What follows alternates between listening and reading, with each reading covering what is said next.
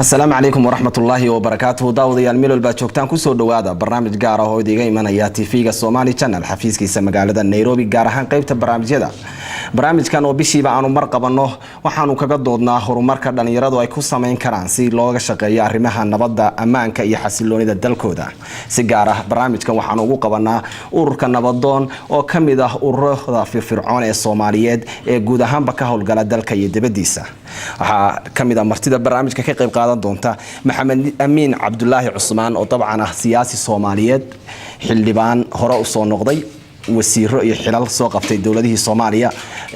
wax badan ka garanaya isbedelada siyaasadeed ee adduunka ka dhaca iyo kaalinta ay dhalinyaradu ay ku yeelan karaan raadinta nabad meel colaadi ka jirto.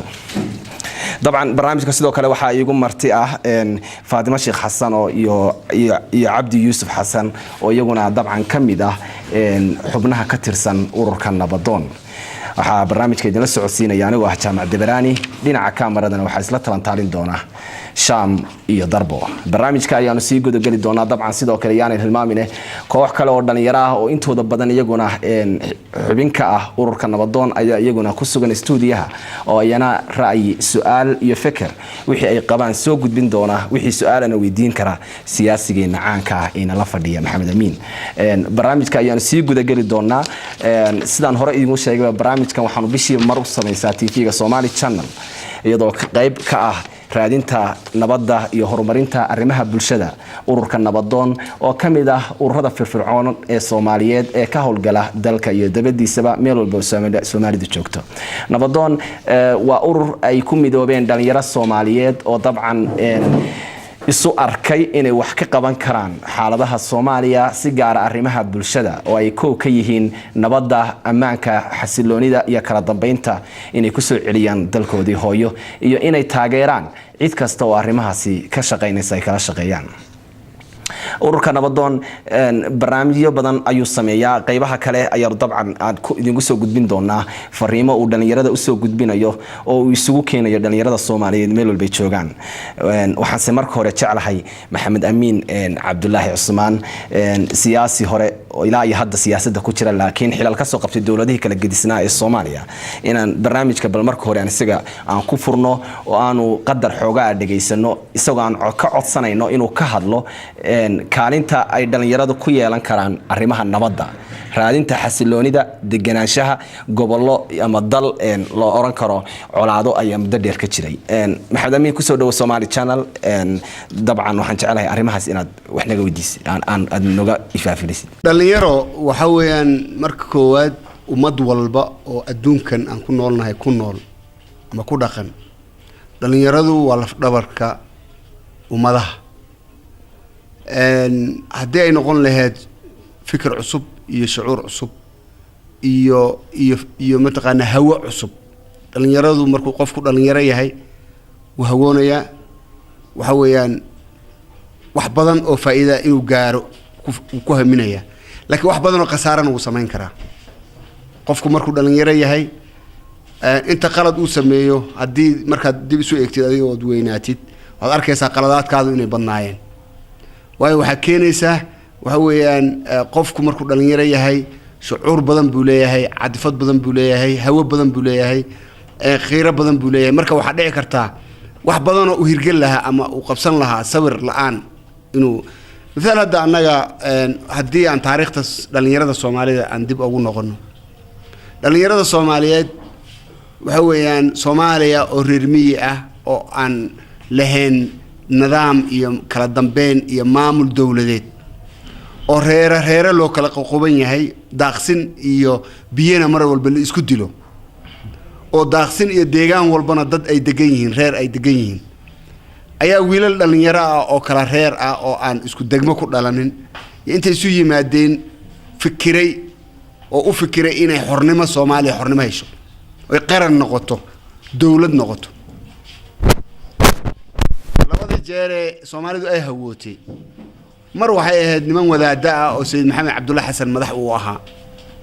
daraawiishti waad maqasheen. wuxuu ahaa nin dhalinyaro ah oo dibadda uga baxay wadanka, dibadaha wax culumku soo qaatay wadamada islaamka carabta. markuu soo laabtana qaadan waayay isticmaalkii wadanka joogay iyo sidoo u dhaqmayay iyo siday dadku ما تقانا وليد سناين مركين وحوب بالله أسوأ شخصي إنه بحه كبحه مجال وين وميجا وبحه وأباب القلة لأن يرى إنه أباب الشو وعيدا أوهل ودكتور تهين تاريخ تجيس كأم أفريقيا ودن كي أم الجبهات دي حرمة ودير كهد أفريقيا أم الدنيا سدحات ودن بعندها حتى آسيا الديارات اللي ولد دير وحياة سوماليا وهكذا بيسي حلقة دوري لواتن سنة دوري لواتنكي كوني سجال بقول دوري لواتنكي إلى كوي لواتنكي أيو كعدون كابوربوري أفرتمية دي وحاب لواتي كعدون كله ما قاعد دحيس لواتن سنة إنه دحيسه كعدون كاسو ويل النيرة وأتقرن يصير أقونتي أي مركز حاليا إنه يريد ودوري طبعا أسدح طبعا أي حدنا سوماليا دبكة وقاعدة دبكة معناه وحويان مركز عيارها عالمك ويكسون تدبر كذا أولمبيك هذا كله مركز تيو كله وقاعدة سوماليا وحين نقطتين افتين كمان تجراه حرنا ماذا مان سوماليا لو أقول سيء وليش هسه هرشاد وها إنك سحيل يقولون في هناك سنة ضدكم الشعور في عن أي لهاين والدنيا بدن أي جرتي قبل جيبوتي بعديه أرجع كل رعده إيه قبل جارسة بعديه أرجع كل رعده جيجي إلا راسكيامبوني أنت قول حساب قرن كرتان إلا بوساسو ضدك الدجنة رميجة شعور مذولها أو إن سوماليا أي مرحر نقطه سومالي وين الله هلو قريت سوماليا سدح يتوان كويل raadkoodii baa la qaaday ummadoo dhan taageertay sidaas uu halganka ku dhashay xornimada lagu helay waxa ka dambeeyay Soomaaliya waxay yeelatay ciidan qaran oo xoog badan Soomaaliya waxay yeelatay aqoon bay gaadhay ololihii reer miyiga waad maqasheen kulay idinku waad yartiin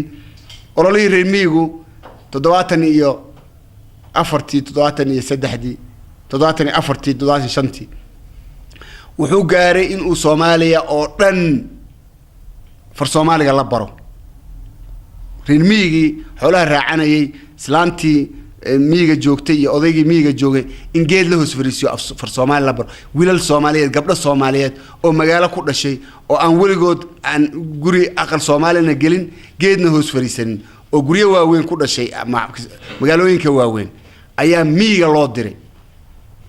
taariikh weeyaan شعور ودنيات باجرتي رالي عاشنا وجرتي انت ودنك الدفاع ده ما كما هل كرنو دلن يرada Soomaaliyeed waxa weeyaan door aad u muhiimsan ka qaadatay jiritaanka ummadda Soomaaliyeed ee qarannimada maanta Soomaaliya ay haysato laakiin maxaa dhacay hadeer waxa dhacay maskaxda waa laga qalday dhalinyaradii wadogsoontiin ciidamada shabaab waa dhalinyaro شباب معناه هذا واد دلنيرو كوا قبائل كو دغالماينا واد دلنيرو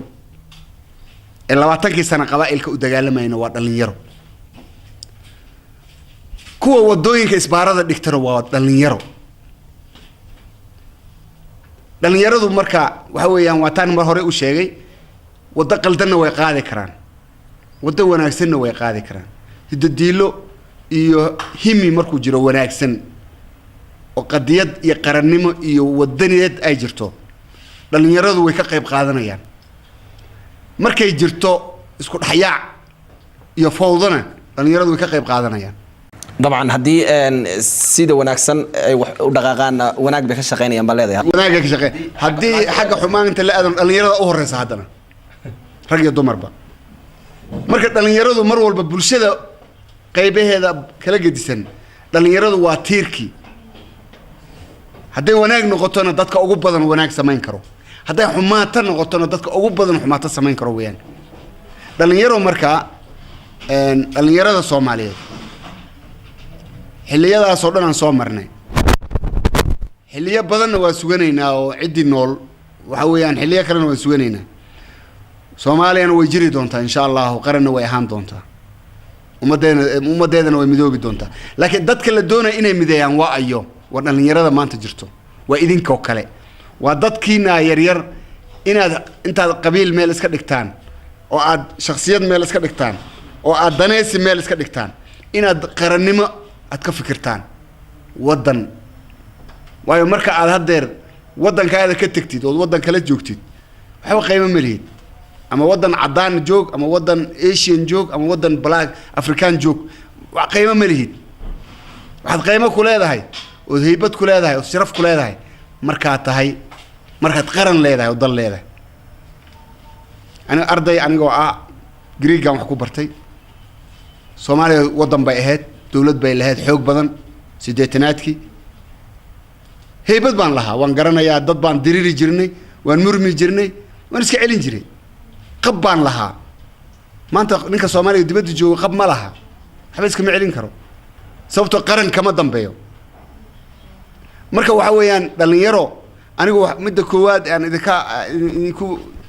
bogaadinayo waxay tahay oo aan doonayo inaan idin kula taliyo in aad iska dhigtaan meel wax la yiraaho kooxaysi iyo qabiil iyo shakhsi wax doonayo ama adiga ha noqon naftaada ama mid kale ha noqdo shakhsigu wuxuu noqon karaa adeerka walaalka uu noqon karaa doonayo adiga inuu meel kugu gaaro waxna kugu noqdo laakiin siyaasi ama adiga inaad danaysid noqotid daba dhilif oo qadiyadaadii iyo qiimihii aad lahaan lahayd ummadaada lahaan lahayd inaad quursi ogolaatid oo cid kale u adeegtid labada arrin baa idin kala talinaya laakiin siyaasi ma satin siyaasi laakiin marka waxaad sheegtay wixii Soomaaliya ka dhacay in dhalinyarada dhinac walba ku jireen oo iyagoo la adeegsanayay ma la oran karaa isku xirnaanta dhalinyarada Soomaaliyeed ayaa meesha ka maqan oo haddii iyagoo isku xirnaan lahaayeen hal mowqif bay qaadan lahaayeen ama wadaag ha wada raacaan ama xumaan ha wada raacaan ma taas waa xaqiiqo waxa weeyaan Soomaaliya dawlad bay ahayd dawlad dhexe oo xoog badan bay ahayd military baa qabtay sanooyinkii hore militariga dhalinyaradu way la shaqaysay garaash programkii la dhihi jiray oo Soomaaliya wax soo saar badan u sameeyay oo beeraha dhalinyaro miyi ka timid bay u badnaayeen oon aqoon lahayn meesha af Soomaali lagu baray meesha mataqaana farsamo shaqo lagu baray waddankoodii diyaar u ahayn inay u shaqeeyaan lacag yarna way qaadan jireen waana ku filnay iimaan bay ku qabeen guulwadaa jiray ururaha weyn baa jiray ururo dhalinyaraa jiray ciidamaa jireen noocay doonaan ha noqdaan waxaa jiray ummad iskaashatooyin baa jiray waxaa jiray bulsho isla shaqaynayso isla socotay ahayd dagaalkii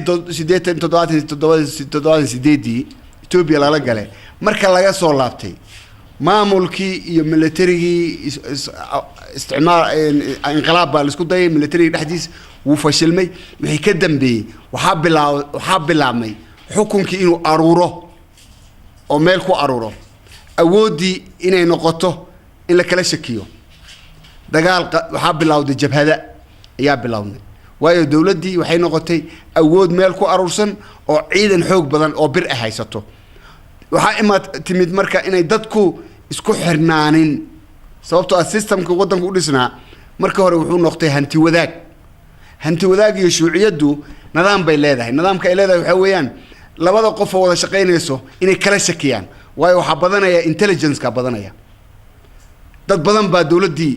u shaqaynayay iyagoo shaqaalaha caadiga ah iyo haddana shaqaale kale ahaayeen oo intelligence dadku kala shakinayay waxa imanaysa marka waxaa timid labadii wada shaqaynaysa xafiiska wada shaqaynaysay inay dhici kari wayso inay ka sheekaystaan siyaasadda waddanka uu ku socdo inay qaldantahay inay saxsan tahay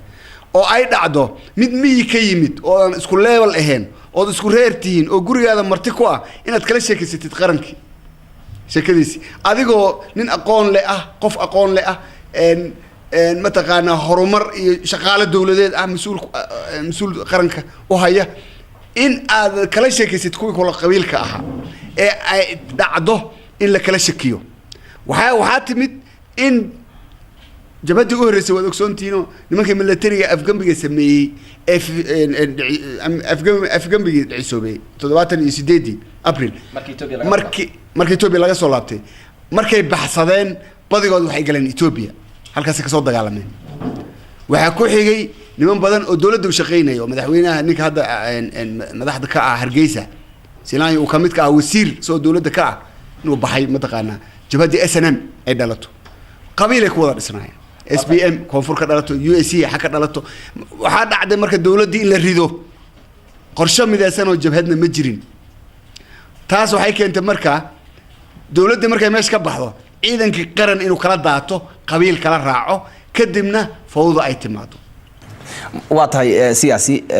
waan ogsoonahay inta badan dadku wala socdaan marxaladaha ay soo martay Soomaaliya laakiin waxaan rabnaa inaan bal horta tooska ku ifino kaalintoodii dhalinyaradu burburkii Soomaaliya markii uu dhacay kaalintoodu siday noqotay waqti miyay gabeen hawshoodii ma la oran karaa ururada yaryar ee firfircoon ee nabadoon kamid yahay oo kale wali waxbay qabanayaan laakiin waxa ka fara badan wax caqabadaha iyo marxaladaha ka hor yaala tan u galantay su'aashaada hore waxay ahayd kala daadsanaantii taasaan waday marka waxa weeyaan dhalinyaradu kala daadsanaanta bulshada ee qayb ka ahayd oo kala biirtay taasa awood u siin waysa dhalinyaradu inay isu timaado oo ay si u fikirto xilligan hadda la joogo marka laga soo tagay qabqablayaashii dawlad baa dhalatay ku meel gaar ah 5 sano jirtay dagaal kala dhacay Ethiopia wadanka mataqaana soo gashay oo dawladii ay ka codsatay inay wadan soo gasho iyo dadkii kacdoonkii ka hortagay dhalinyaradu way ku wada jirtay hadeer meel baa la soo gaaray waqtigan haadirka ma qabo in dagaal qabaa'il oo dhalinyaro lagu abaabulay inuu jirayo dhalinyaradu marka chance u furan hadeer xilligan hadeer aan joogno chance u furan waxa u furan kan ka yimid Boosaaso iyo kan ka yimid mataqaana balad xaawo inay ismidoobi karaan iyo kan ka yimid Hobyo iyo kan Kismaayo ka yimid inay mid noqon karaan oo hal fikir ay ku fikiri karaan waa tahay siyaasi meelaha ugu dambeeyay ayaynu barnaamijka ka gelin doonaa tala ururinta dhalinyarada u soo jeedinaysid marxaladda hadda ku meel gaarka Soomaaliya ka baxday Faaduma Sheekh Xasan dabcan waxa kamid tahay xubnaha ururka nabadoon bal waxaad nooga sheekaysaa waxaad is leedahay dhalinyaradu way ka bedeli kartaa marxaladda hadda Soomaaliya ay ku jirto bismillaah ugu horeyn waxaan u mahad celinayaa Somali Channel TV ka Somali Channel barnaamijkan qabtay iyo ururka dhalinyarada nabadoon oo soo qabanqaabiyay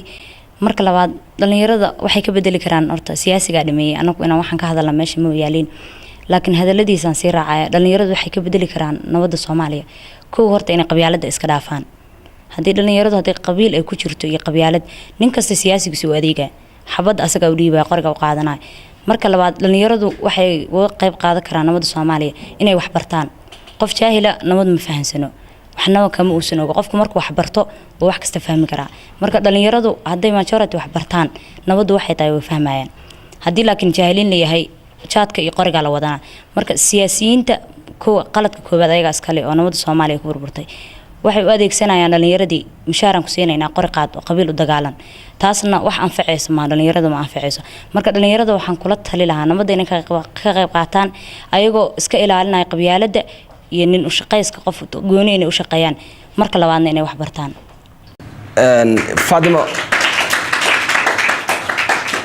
Faaduma intee in leeg bakulaati hadda in dhalinyarada Soomaaliyeed isku xiran yihiin dhalinyaradu horta sidii sanadii hore hadda way ka roon yihiin xogaa qabiilka uu si yaraanaya ma sha Allah waa lagu faraxsan yahay waa iskaga xiran yihiin sidii hore ururka nabadoon hadda ka horba ma jirin hadda jira marka dhalinyaradu waxa soo moodaysa gobolada xogaa inay hadda isku soo xirmayaan magaalooyinka inay isku soo xirmayaan because nabad waxay tahay fahmayaan wadankan hadda anaga aan joogno nabada u nimid hadii san nabad jirin wadankan ma aanay maalahayn marka dhalinyaradu waxay fahansan yihiin inay nabaddu ay tahay wax wanaagsan sidaas darteed isku xirnaansho hadda soo badanay sanadahan wada kale oo aan ahayn in ururadan dhalinyaradu wadaan dhalinyaro meel kasta joogta urur bay sameynaysaa dabcan ururo kalena way jiraan dhalinyaro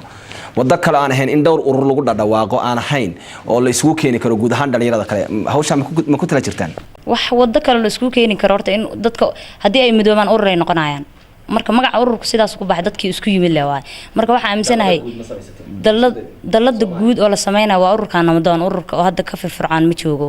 wadanka ma dhisno marka hal dalad inay sameystaan ku midoobayaan maalinba urur meel looga dhawaaqo sidii qabiilkii ku sii jirta iyo rafaadkii ku sii jiray marka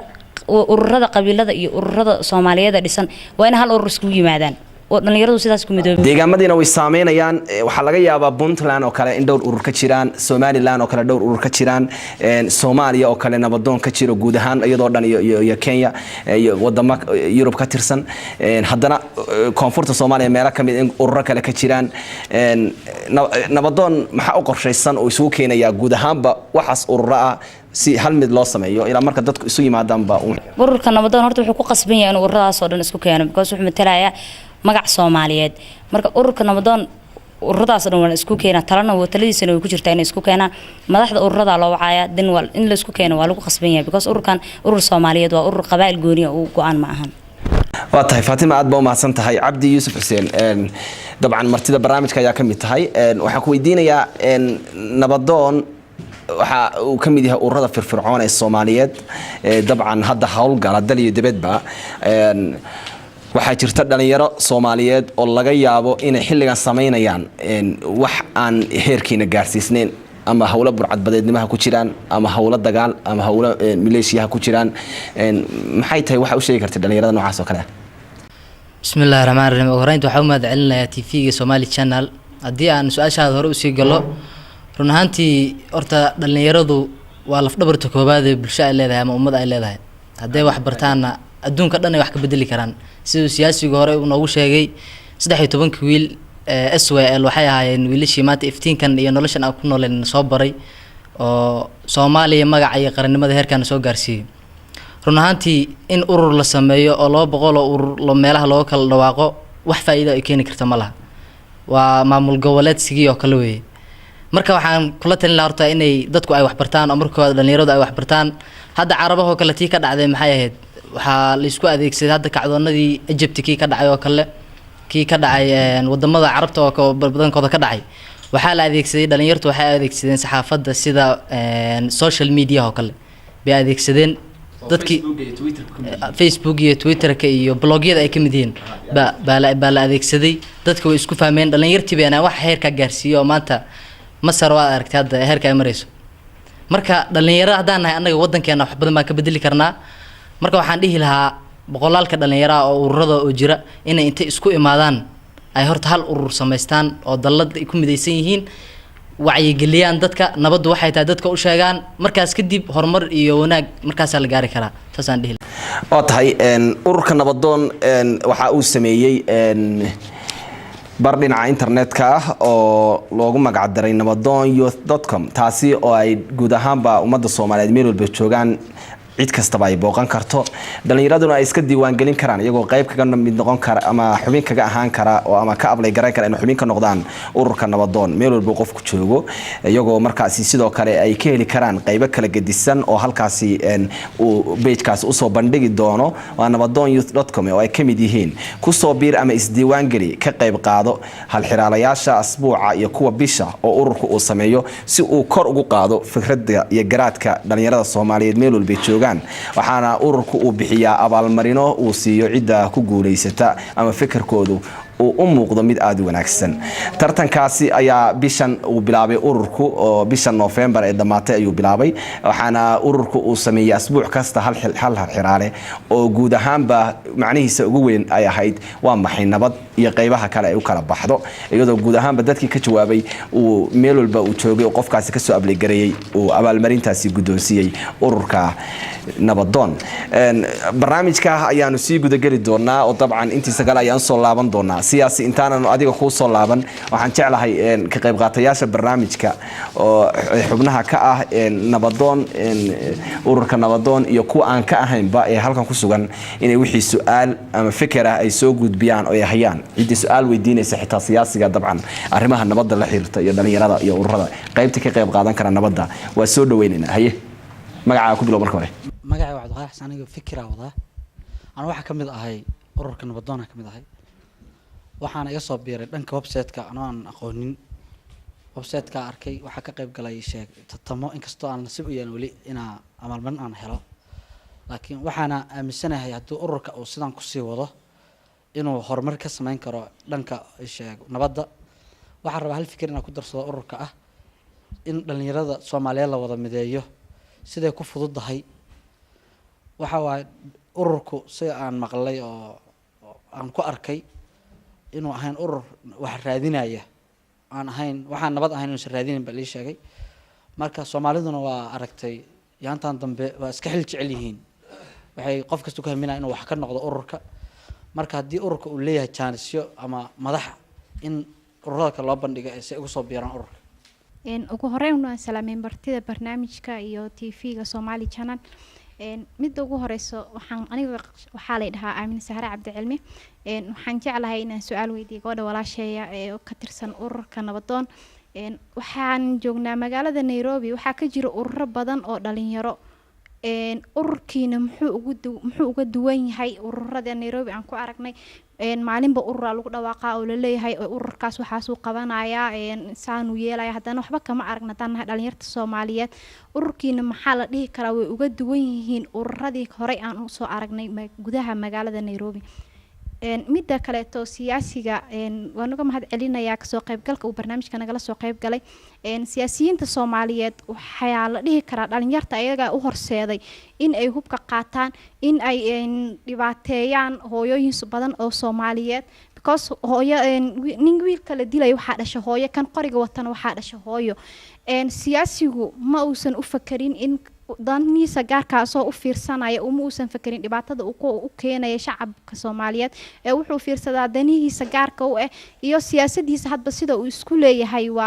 way kugu suurtagali kartaa soo adeegsanaya wiilal dhalin yar oo aan garanaynin oo aan aqoon u lahayn oo laga yaabo qaarkood inay ka imaadeen miyiga oo loo dhiibay hub lana keenay magaalada gudaheedii dadkiina wax yeeleynaya waxaan dhihi lahaa siyaasiyiinta Soomaaliyeed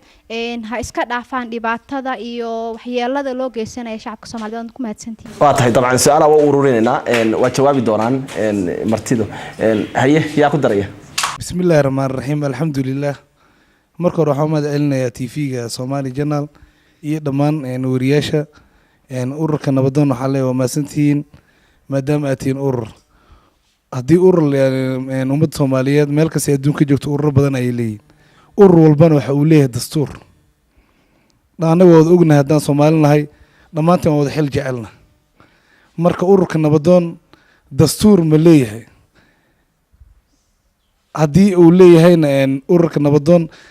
halkii saldhigiisu ay tahay saldhiga ugu weyn maxaa yeelay haddii aad wax samaysay qof wal meel uu ka duulo leeyahay adduunka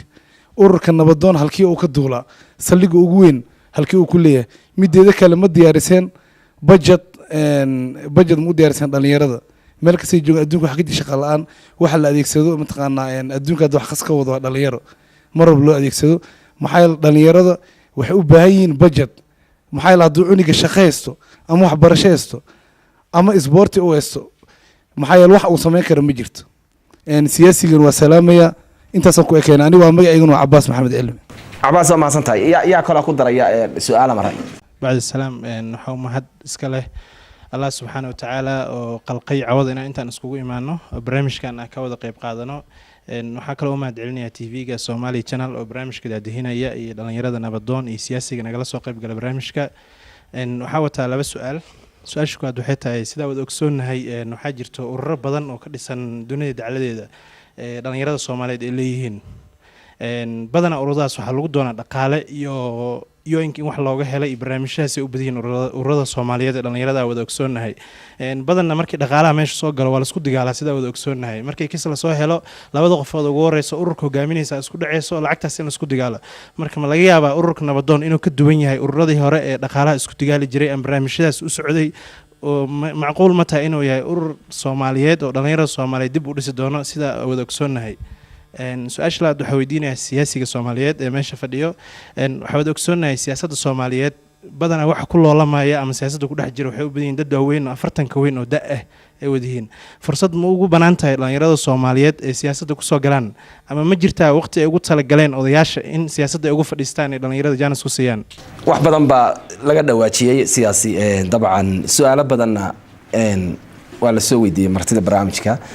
oo u badan ururka iyo waliba arrimaha kale u qabto dabcan su'aalaha la soo weydiiyey martida waxaa ka mid ahaa oo aadka loo xasuusto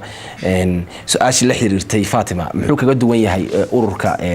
nabadoon ururada kale ee ka jira Soomaaliya dabcan gabadha su-aasha weydiisay waxa ay sheegtay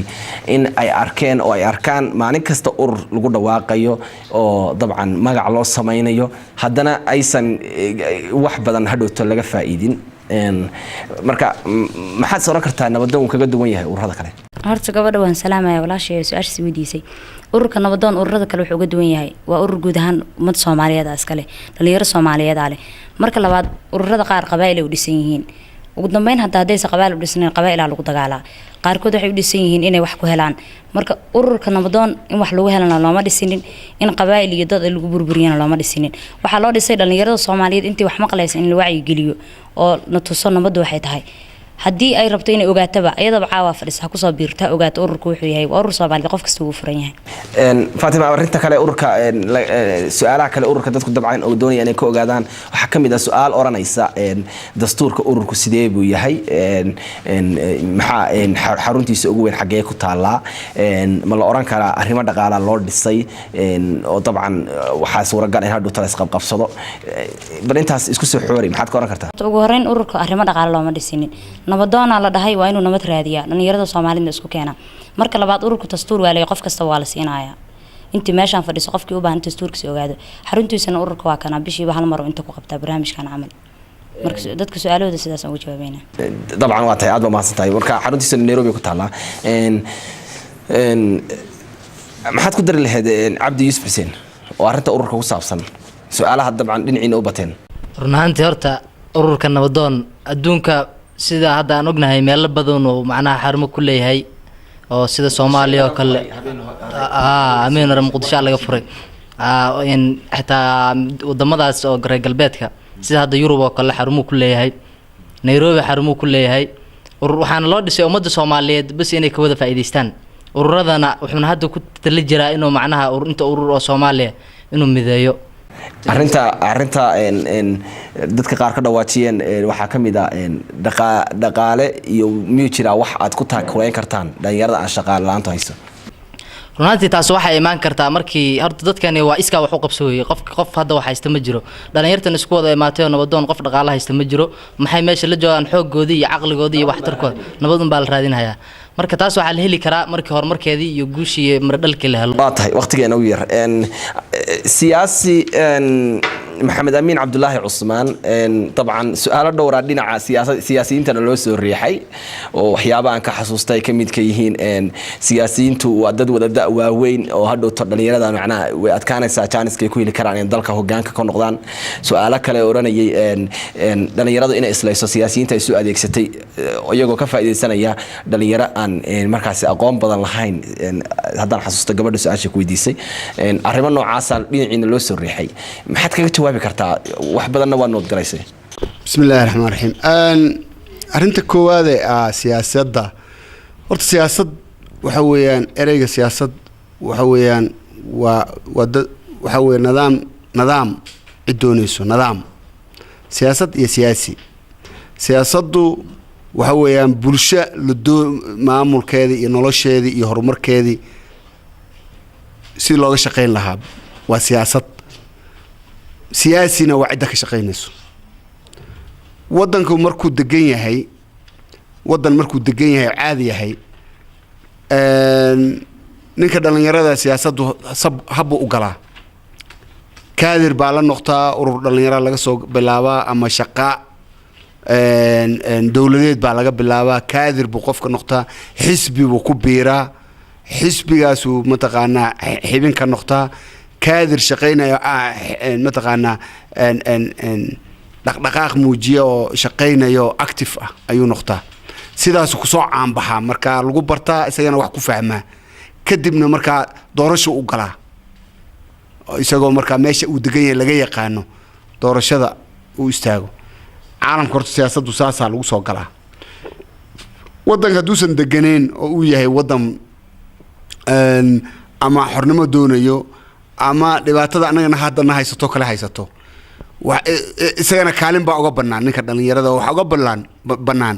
inuu active noqdo qofka active ama qof dhaqdhaqaaq samayn karo oo isaga mataqaanaa wax badan oo danihiisa ah uu seegi karo qadiyadda waayo qadiyadda qofku hadduu u fahmo inay qadiyaddu muhiim tahay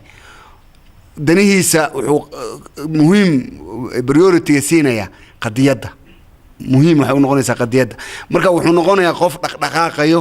oo nool oo mataqaanaa muuqan karo bulshada uu ku dhex jiro markaa uu ka dhex muuqanaya saasuu kusoo gelayaa siyaasadda ama ha noqto mataqaanaa sida hadda annaga aan ku jirno oo kale tan hadda aad wadaan oo dhallinyarada siyaasad nabadaas oo kale aad wadaan haddii aad ku guulaysataan tan odayaasha waa run siyaasaddu sideeda waa generation waay generation hore oo siyaasad kusoo jiray generation bedela waa inuu jiraa haddayna jirin ummaddaas uma jiri karto waayo dad hal generation waddan ma wadi karo generation walbana wuxuu leeyahay xadaarad cusub aqoon cusub technology cusub xadaarad cusub مثال هذا مركان حرنمada qaadanayna lixdameeyadii xadaaradii jirtay ma jirin tii toddobaatanaadii sideetanaadkii ma jirin hadda ma jirto marka waxa weeye siyaasigii jiray lixdameeyadii hadda ma wadi karo way xadaaradii badan isbedeshay waxa yimid mataqaanaa technology cusub waxa timid waagaas ma jirin xitaa fax ma jirin mar waqti xilliyada qaar telegram baa jiray تلفون باجري او حفيسيدي او مرنا ورقداي اهد مقصونتها marka waxa weeyaan taas qolada xadaaradii waxay dadajinaysaa maskaxda qofka dhalinyarada wuxuu dhaqsi u fahmo ninka weyn ma fahmi karo sida wad ogsoontiin teknolojiyada hadda jirto ninka dhalinyarada iyo ninka odayga isku si uma fahmi karaan waxa weeyaan ninka dhalinyarada telefoonkaas anaga aan wadano waxa laga yaabaa inaan dirsano ama message ka dirsano ama masawir ku qaadano waxyaala qaar oo ama mataqaana IT aan ku galno laakiin dhalinyaradu boqol shay bay ku gashaa game bay ku ciyaartaa wax badan mugsoontahay marka teknolojiyada cusub siyaasadana waa sidoo kale waxa weeyaan xiriir baa jiraya xiriirku waxa weeyaan ninka siyaasiga ah waa inuu caalamku xiriir la leeyahay waa inuu cid walba xiriir la lahaan karo dadka isaga taageersan xiriir la lahaan karo dad aan isaga aqoonin xiriir la yeelan karo fikradiisa soo u gudbiyo bulshada soo ugu gudbiyo fikradiisa teknolojiyada hadda dhib yareysay waxa soo dhan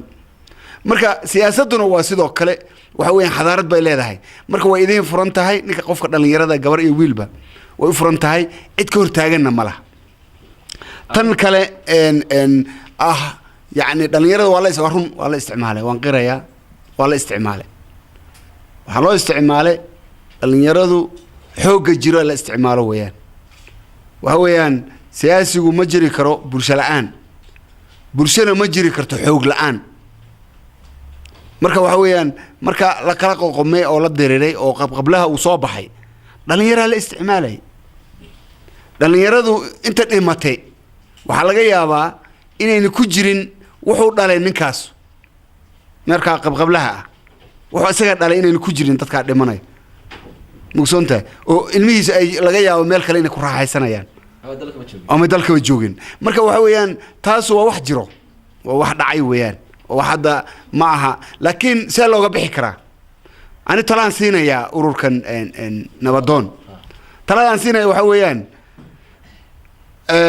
مثال نبى سؤال ويديو وحيري محاد وقبان كرتان dhalinyarada shaqalaanta waa wax jiro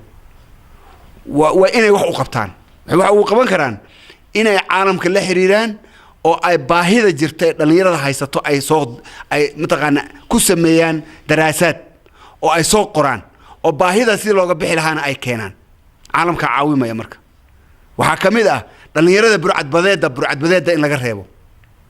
waxa kamid ah dhalinyarada shabaab raacayso in laga reebo waxa kamid ah kuwa isbaarooyinka dhiganaya in laga reebo kuwa qabaa'ilka dirsanayna in laga reebo kuwa wax aqoon wax la baro tababar skills ama aqoon kale hadii wax u bilaabnaayeen aqoontiisa loo kordhiyo hadii wax u bilaabnaayeen tababar baa la siin karaa wax kala la bari karaa taas marka inaad xooga saartaan oo caalamka aad ka codsataan inay idin caawinto laakiin caalamku idima taageeri karo idinkuna marka hore daraasaadna sameeynin baahida meelaha ay ka imanayso iyo meelaha ugu xoog badan tahay iyo sida ugu dhib yaro wax looga qaban karo markaad heshaan ayaad marka idinka aad mataqaanaa aad caalamka weydiin kartaan ma aha inaad adi tuugsanaysid oo wax weydiisanaysid macnaha waxa way dhibkii baa lagula qaybsanaya xitaa Soomaalida kula qaybsan kartaa waayo marka aad qof kasta oo dhalinyaro oo Soomaali ah oo ku nool North America ama Europe ama Australia ama Arab ama Africa أنت رجيسكريسان أترجيسكريسان أو سيسان نمبر إنه يهي ممبر بشي هدو بحيو بشي $1 لعك فرق بدن بدن بتكو قبان كرتان الليز ريساج بحتاكو سبين كرتان باهيدي بتسوقان كرتان قديه بتقلي كرتان وحتاجي كرتان هوبيو حرر ديري وحتاجي كرتان إن ميلها متقانا إن بوتلان ميلها حيبها burcad badeed u dhibaatada ka haysato iyo maxaa ku kalifay ma waxay ahaayeen mataqaana dadkii markii hore kalluumaysatada ahaa oo la dhibay waa la ogyahay in markii hore ay saa ku bilaabatay laakiin dhalinyaro badan baa ku biirtay oo gobollo kala timid maxaa keenay daraasad dhab in laga sameeyo see looga celin karaan inay timaado baahidaas haysa see loogu dabooli karaa maxaa loogu dabooli karaa oo bedelkeeda noqon kara marka waxa weeyaan anigu taladaas aan siinaya inaad noqotaan dad wax qabta markaad noqotaan ururada kale oo dhan kuwii aan wax qabanin dadku way ka soo jeesanayaan idinkana leedin taageeraya waad mahadsantiin aad baa mahadsantahay siyaasi maxamed amiin cabdullaahi cusmaan dabcan talada muhiimka dhalinyarada Soomaaliyeed iyo ururka nabadoon baad u soo jeediseen waxaan filayaa in ay maqlayaan oo ay qaadan doonaan barnaamijka ayaan soo gabagabeyn doonaa waxa jira hal xiraalayaal asbuuciiba mar uu soo gudbiyo ururka nabadoon oo bishii November ee dhamaatay oo ururku ku soo qaatay waa maxay nabad asbuuciina uu weydiinayay hal su'aal si cid u jawaabtana uu soo dhaweeyo qofka fikirkiisu uu arko mid muhiimana uu markaas abaalmarin ku guuleysanayay bisha kalena hal xiraalayaashu halkaas ayay ka sii socon doonaan dhalinyarada Soomaaliyeedna meel walba joogaan waxa ay booqan karaan www.nabadoonyouth.com oo dabcan ay barta internetka ay ka heli karaan iyagoo halkaas iska diiwaan galin kara meel walba ay joogaan waxaan mar kale u mahad celinayaa ururka nabadoon ee barnaamijkan soo abaabulay oo isagu bishiiba mar soo abaabulo barnaamij noocan oo kale ay talk show ah waxaan u mahad celinayaa martida barnaamijka dabcan siyaasi Soomaaliyeed oo dabcan xilal hore uga soo qabtay dawladihii kala gedisnaa ee Soomaaliya soo maray siyaasi Maxamed Amiin Cabdullaahi Cusmaan mar kale ayaa waqtiga muhiimka aad nala qaybsatay aan kaaga mahad celinayna waxaan kale u mahad celinayaa Faadimo Sheekh Xasan iyo waliba Cabdi Yuusuf Xuseen oo dabcan iyaguna ururka nabadoon ka tirsan oo barnaamijka ayana marti ku ahaa barnaamijkan oo kale ah intaanu bisha kale ku kulmi doono waa Jaamac Dabaraani oo idiga tagaya nabadgelyo